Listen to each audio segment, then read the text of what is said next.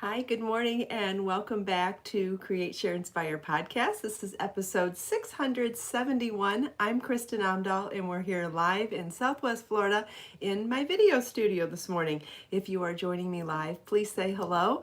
Let me know if you are crafting. Let me know if you have questions for me. I have a lot of fun things to share with you today. So I will wait a few seconds for people to pop over from pre-chat and notifications. Hi, Val. Good morning. Hi, Joe. Hi, Lisa. Hi, Pamela. Thea. Good morning, Grace. Hello, everybody. Hi, Kiranjeet, Rita, Angela, Wendy, Christine. Thank you for joining me live, everyone. Hi, Barbara, Nora Sue, Sharon, Kathy. Good morning. Hi, Constance. My cup matches my outfit today. How cute is that? Hi, Pamela. Hi, Margaret. Hi, Jill and Sabrina. Janet, Elizabeth, Naomi. Good morning, everybody. Jill, have I been to Mackinac Island before? Yes, one time when I was really little, my dad built a sailboat with his friend, and they raced that sailboat in the Mackinac Island race. And so we went to Mackinac to watch them finish the race. It's very exciting. And I remember we had fudge. I guess there's fudge that's famous there. Jill, happy anniversary, by the way. I saw that you said 50 years. I thought that was a typo. I didn't think you were old enough to be married 50 years. Regardless, that's an amazing accomplishment, and congratulations. What is your secret to staying married for 50 years? Because I happen to know that you and your husband still like each other too. I always like to ask people that when they've been married a long time. I love fudge, by the way. I don't eat it often, but I do love it. All in pink, even matching colors with Giada. Yes, yeah, the Giada. And what's this one called? The Leilani. Yes. I thought that since yesterday we did all of that construction talk about garments, I thought we should do the same thing for shawls today too, to talk about the different ways you can mix and match parts of different shawls. So that's what we'll probably do today. I also raised up my board today, hoping that I could fit my Be So Baby swatches on here, and maybe I could help people pick colors for the new poppy scarf if anybody needs help picking 4 colors, one main and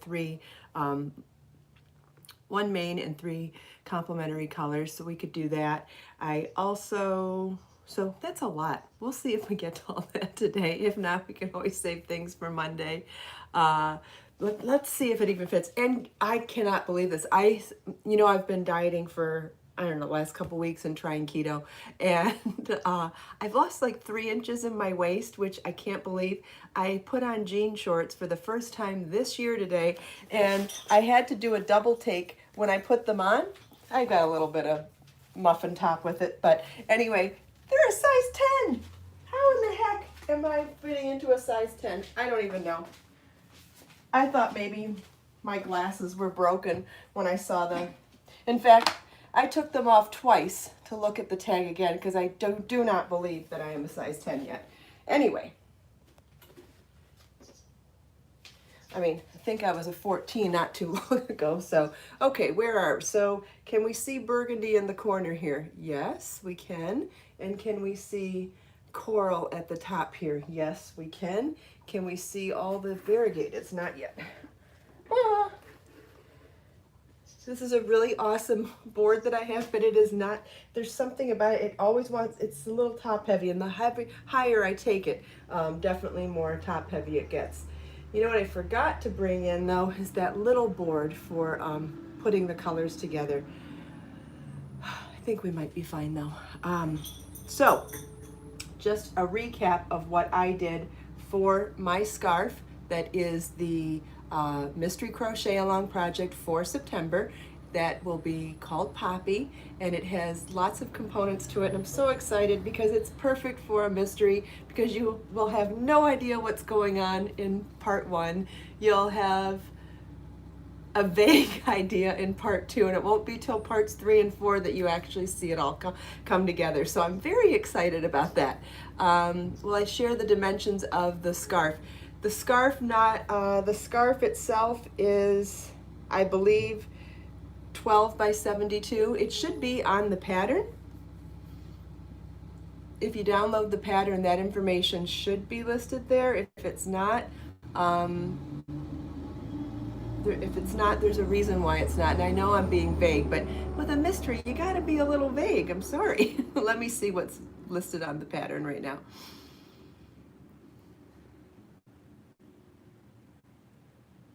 Oh, okay. Hold on. Let me open up the introduction one. I did take it off, and there's a reason why I took it off, but to keep part of it a mystery. But I will say the actual size of the scarf is 12 inches by 72 inches. So hopefully that helps anybody who wanted that information, which is a great size. I think it's a really great size. Okay, so there is one main color, and then there are 3 complementary colors. I have been asked, could you, yes, would it be pretty all in one color? Absolutely, no question. You could do it all in one color, and then you'd need 11 balls of one color of yarn. If you wanted to do it in 2 colors, say do one color or the one main color and then one complementary color, you could do that as well. And yes, that would be pretty as well. And then you would need 5 balls of the one color and 5 balls for main color, and you'd still need 6 balls for the complementary color. So the way it's written, it says you need 5 balls of main color, and then you need 2 balls each of the 3 complementary colors. I used all of that, so you would still need that same amount. Okay? Does that make sense? So if you wanted to do it in less colors, and if you wanted to do it in more colors, you would still just need the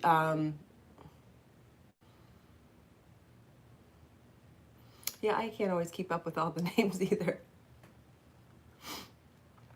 Okay, so my main color is Sandcastle.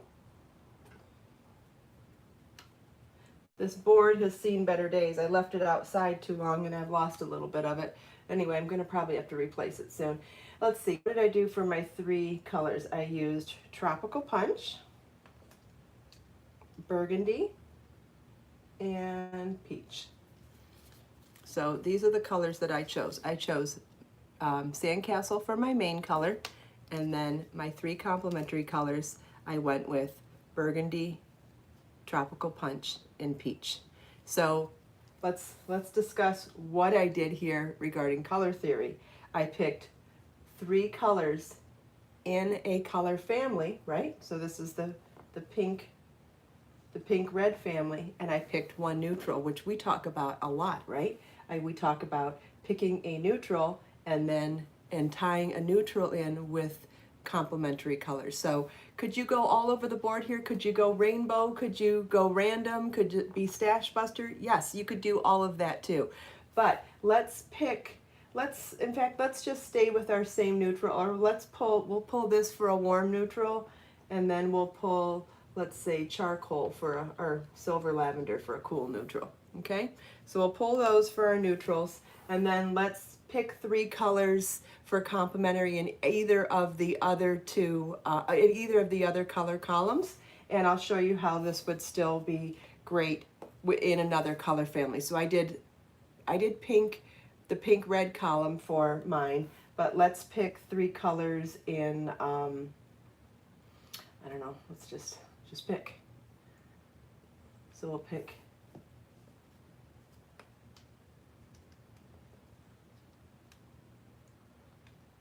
okay, so I just picked Jade, Aquamarine, and Peacock Teal, and you could put those 3 colors together with Sandcastle. You could also do those with the silver lavender. I think I like them better with Sandcastle though.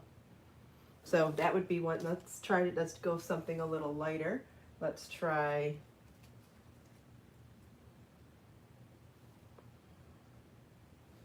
oh, let's try that. So then that's Jade, Mint, Aquamarine, and Sandcastle. Very pretty. That could also work with Silver Lavender. Okay, so we'll put those back now. Whoops, I went the wrong way.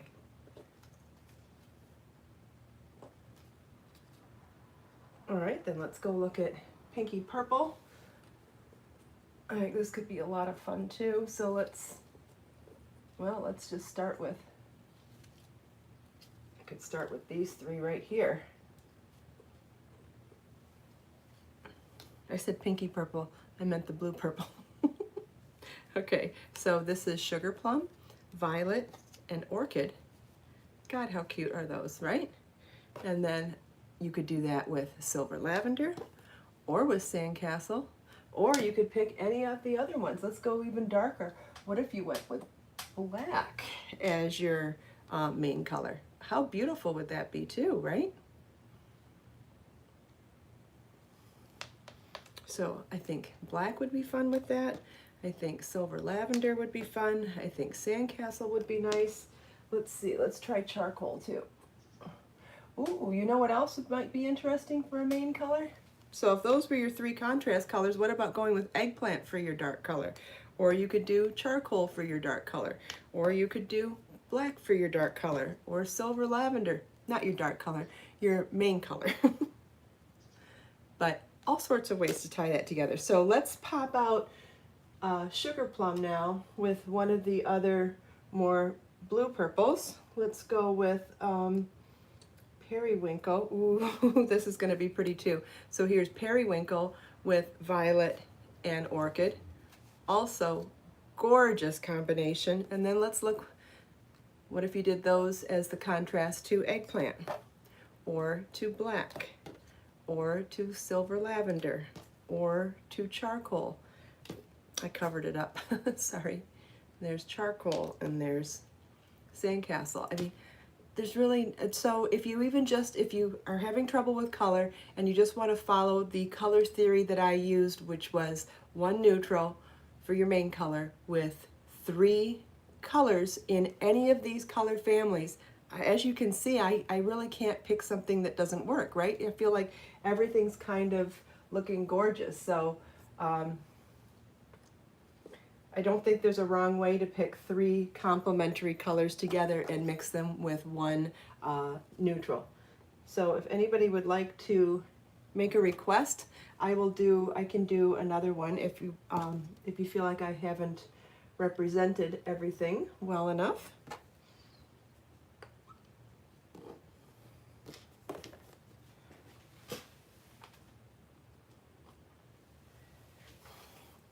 I can't believe I'm wearing jeans today. My mind is blown. Would navy go with the pink and reds? Yes. We'll do navy. Yeah, and I do feel like navy could be considered a neutral, right? Because navy's like jeans. It goes with everything. So I can show you the original colors that I did and show you what it looks like with navy instead of Sandcastle, and you can decide if you think that's pretty or not. There's the burgundy, tropical punch, and peach, and there it is with navy instead. Now, I think it might be nice to try cherry in there. I like cherry better than the burgundy. I think cherry actually goes with this really nicely.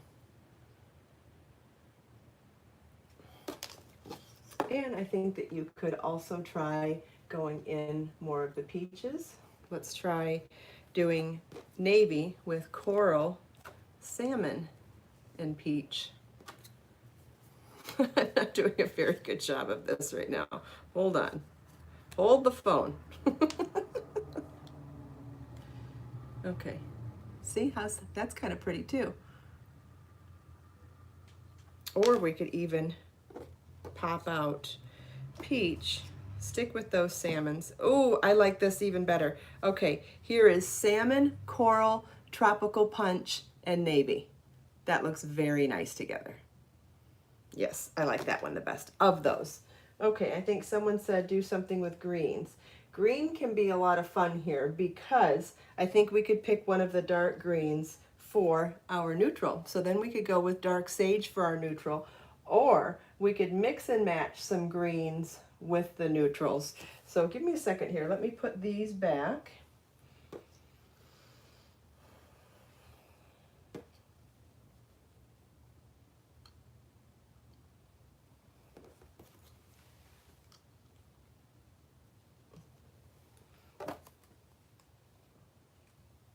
Whoops, that doesn't go there, it goes there. Okay, so we'll start with dark sage, and let's consider that for our dark neutral, but look at how beautiful that looks with the neutral. So yeah, I know I left my felt board outside, so we'd have to do that. We'll do that another day. So if we went with the charcoal,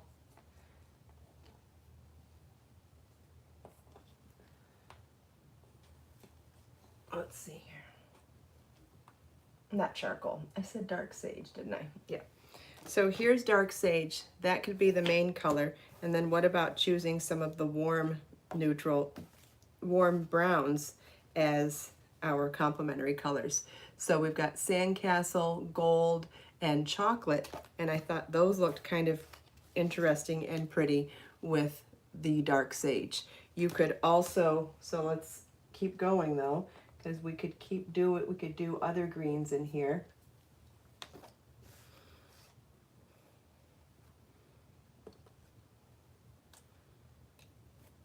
So here's dark sage and olive green and chartreuse, and these would be really pretty with adding a neutral in there. So buttercup would be pretty, so would Sandcastle.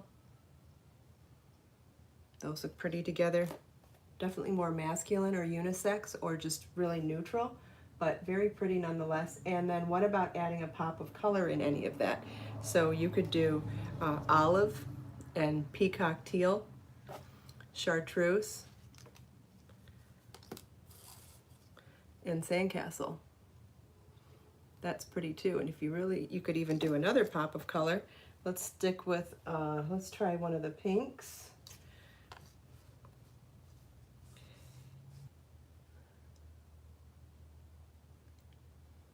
So now we've got olive, watermelon, peacock teal, and chartreuse. That's really fun too.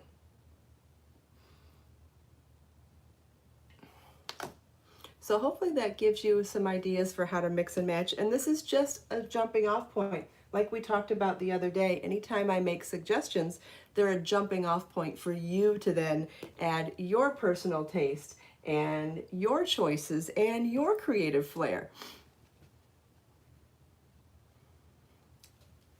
I don't think there's a wrong way to mix and match color if it makes you happy. That's, you know, a great form of self-expression. Okay, does anybody have any other questions? Let me get my screen back up here. Oh, if somebody screenshotted all of my photos to put them together, that's a great idea. I could try to, I wonder what I could do to help that too. If I took little, I guess I could take photos of each one.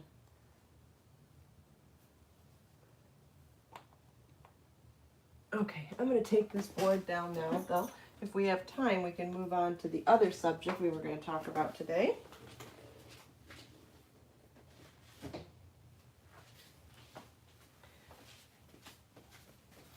Okay, take this down.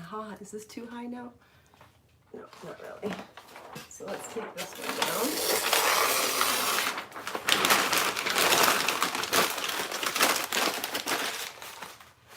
Put that over there for now. Okay, does anybody have any questions before I move on?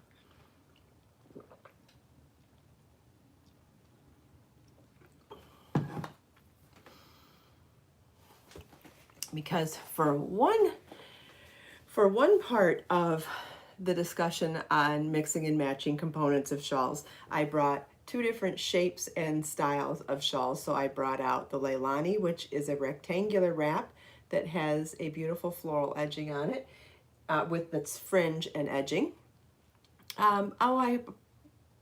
We can bring we've talked about the variegated yarns before and which colors are in them, and you could pull out any of those colors for the solid colors to go with it for sure. And I've seen lots of people, you can see examples on the Create, Share, Inspire private group on Facebook as well, where lots of people have mixed and matched the variegateds with the solids before.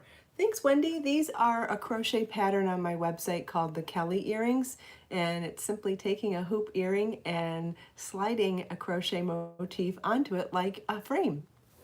Really cool, really fun, really easy, and they look great. I get compliments on my earrings all the time. You could make them in different colors for every day of the week, which I keep saying I'm going to do, and I still haven't. I need more crochet earrings and knitting.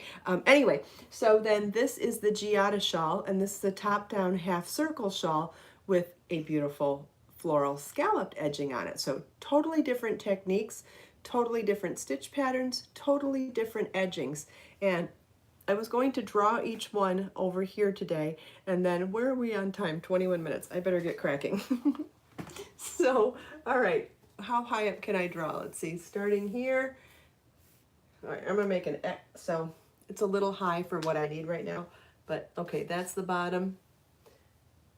And that's near the, oh, I can use the whole thing then. Okay, so the Giada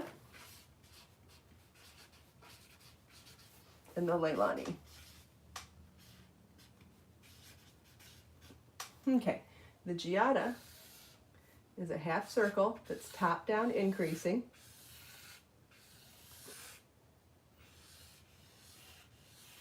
With the scalloped edge. Okay, and the Leilani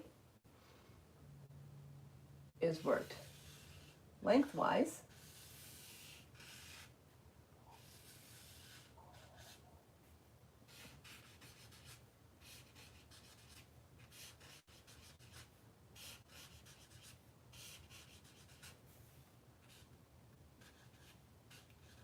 with a floral fringe.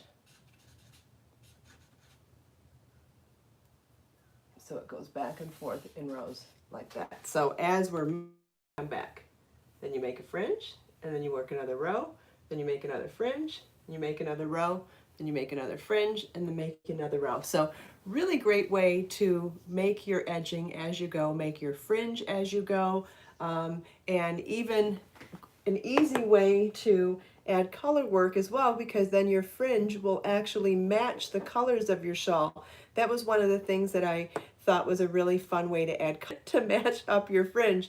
You'd have to pick one color every day. Anyway, so you can see that it's a great way to change color and still get that fringe to be the to match up in color.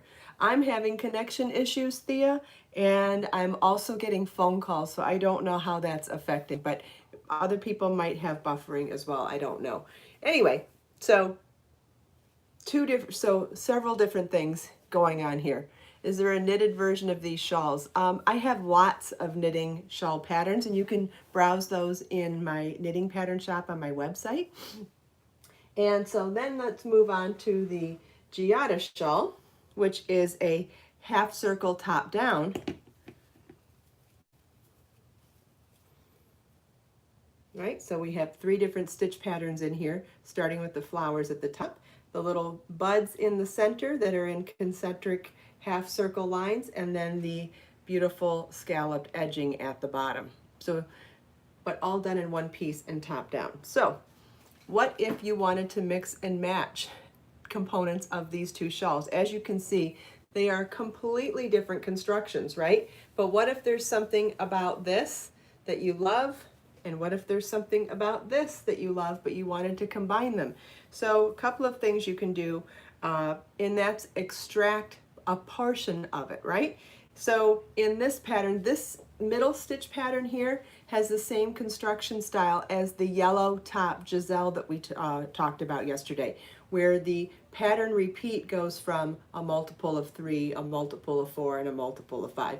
If you wanted to do that stitch pattern as an even piece, kind of like when we converted it to the Fernanda top yesterday, I said you would extract one of those multiples. What size bead could be put on Giada? On fingering weight yarn, I usually stick to like a 4mm or 5mm crystal bead when I'm adding beads to this type of piece. I feel like anything larger than that might be a little too heavy.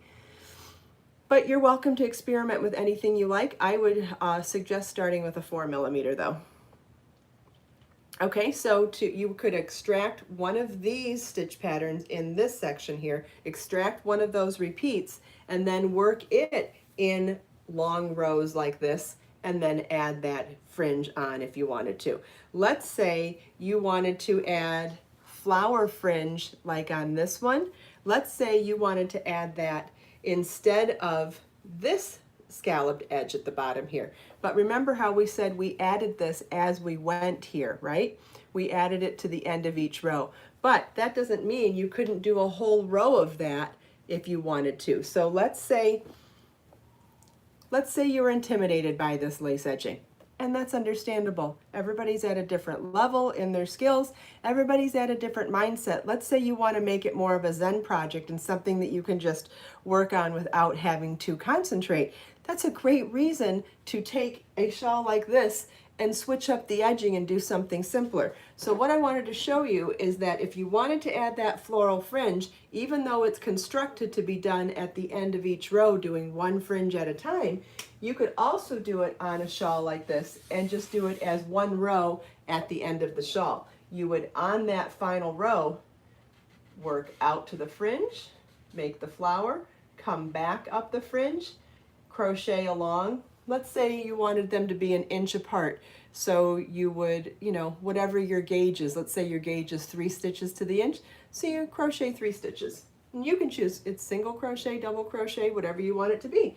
And then you would do that for however long you want the space to be between the fringe, and then work another fringe. Then can you see this? And hopefully, I don't want to cover it up. So then you would crochet for however much space you wanted between your fringes, and then make another fringe.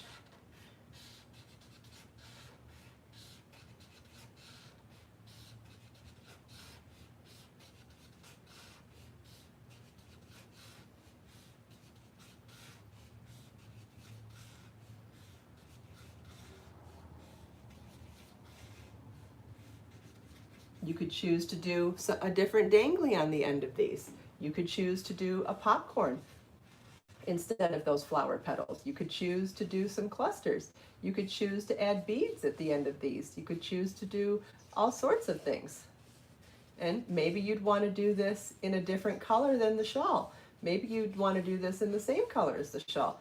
Maybe you'd want the beads to be the same color or a contrast color. But isn't that a wonderful way if you already have both of these patterns, you have both of the components to do something like this. You could follow along the chart and the written instructions and the video for that matter, to see how to make these, and you would just simply place them however far apart you think you want them to be along that lower edge, so that you could turn this shawl, which, not that it's super hard, but if you wanted to make this more of a Zen project or more of a bohemian project, maybe, who knows, just want to make it in a different way and try something different, you could add that edging to this one instead. How to do the plainer middle part without beginning center. Kristin, yeah, that's what I just talked about before I went on to talk about this fringe. I mentioned that you would extract one of the multiples of this repeat. So in that middle section, there's a multiple of 3, then a multiple of 4, and multiple of 5 in there, and you would pick one of those, and then you could work lengthwise to do something, a scarf or a shawl like that. You would just need to pick one of them. Because it grows, you would need to pick one so that it remained a rectangle and had no shaping to it. Any other questions?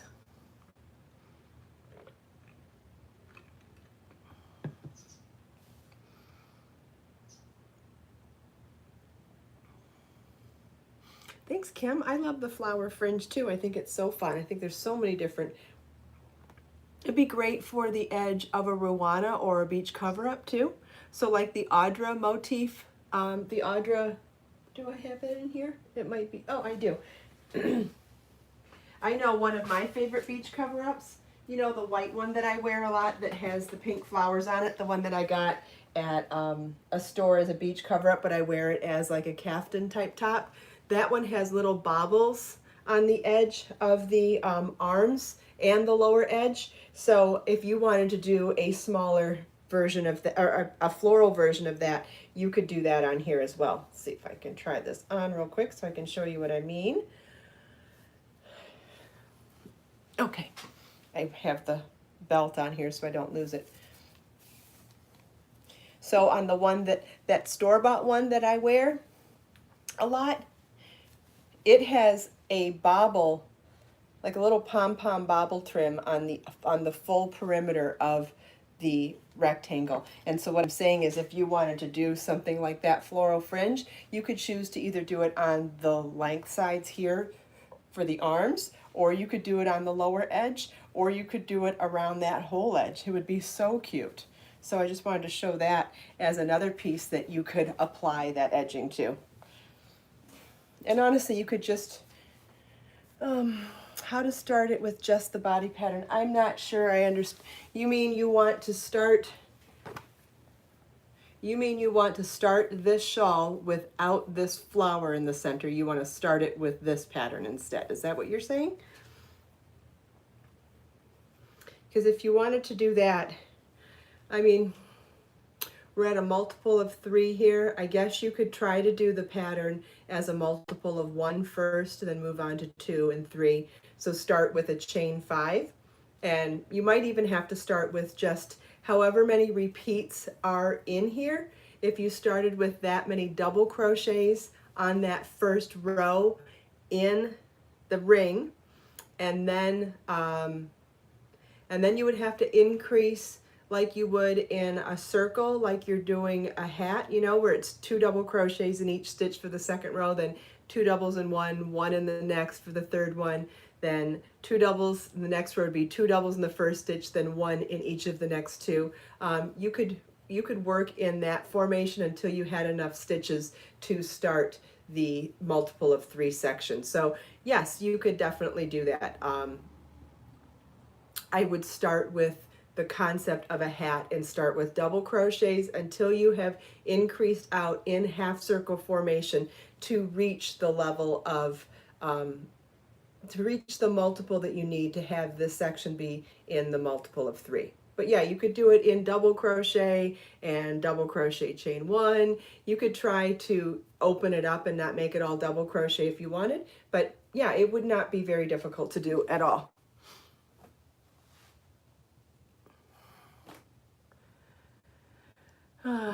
Christine, eggplant and navy. Yeah, eggplant and navy look really nice together. They're very dark though, so if you